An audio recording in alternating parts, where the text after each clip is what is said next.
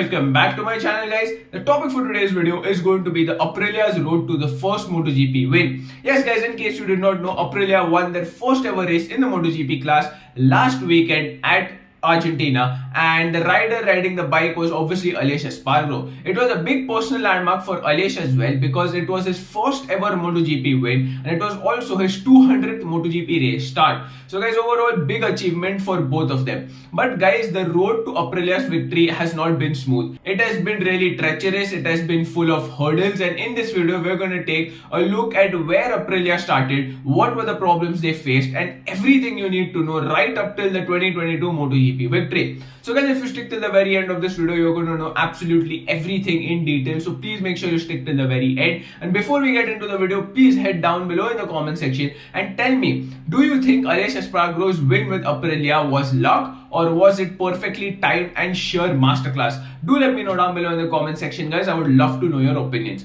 So without any further delay, let's get right into the video. So first, let's begin with the early days.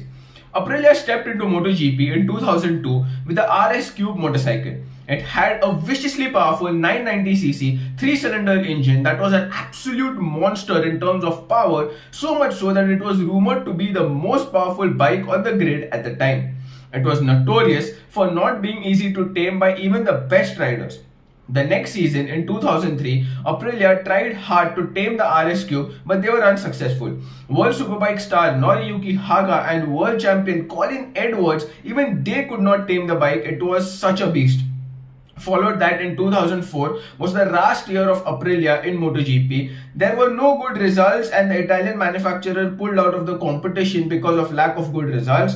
The lack of refinement to this super powerful engine was the main problem behind the exit of this manufacturer. So guys, those were the early days about Aprilia. Now let's take a look at the next part of the story. So guys, the next part of the story will be the return of Aprilia. In 2015, Aprilia returned to the MotoGP class with new hopes and dreams and a full-time MotoGP team. In 2012, they were actually a CRT class team, which was an open class back then, and the success they got over there made them come back to the MotoGP class. Due to this success, the 2015 RSGP was born.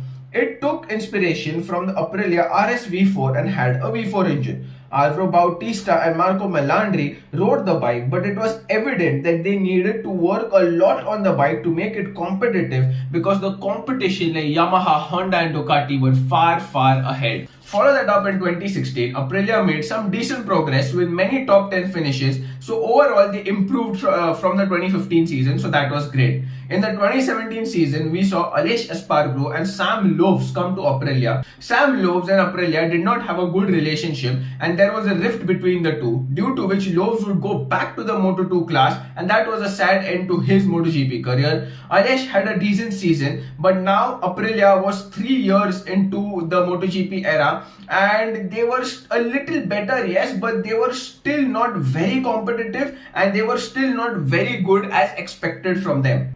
Lack of acceleration and lack of top speed was the main issue.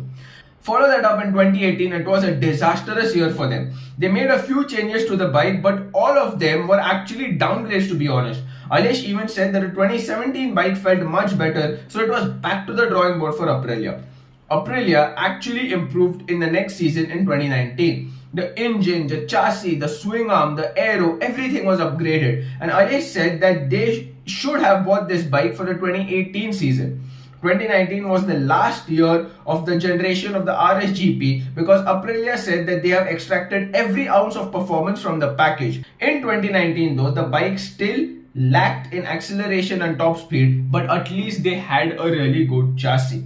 So guys, the next year in 2020, the bike was a monumental upgrade. Aprilia shifted from the 75-degree V4 to the 90-degree V4 and it absolutely transformed the bike.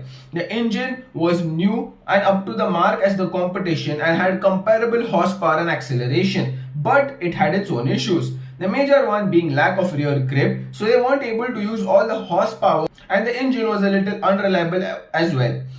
This was a big step in the right direction for Aprilia. Yes, they did have problems, but it was a big step in the right direction. The 2021 bike, guys, was a game changer. This bike literally had no parts similar to the previous year's bike. New engine, new chassis, new aero, first ever carbon swing arm. Due to this, the bike had better acceleration, better grip, better handling, and Aleix loved the bike. He finished every race in the top 10 and with this superb machine. And guys, 2022 was the final piece of the jigsaw puzzle in which we saw Aprilia come up with a beautiful machine, and this machine was perfect from every angle, and because of that Aleix Espargaro has been able to take the victory in Argentina. It was a long and a hard and a treacherous journey for Aprilia to actually come till here, but in the end they have managed to do something they have never done, and what an inspirational story this is. So guys, that was it for the video. If you liked what you see, hit the like button. If you dislike what you see, hit the dislike button twice. Also guys, if you're new to my channel and you like motorsport content, please make sure you hit the subscribe button, ding the notification bell, and I'll see you guys in the next video. Bye bye.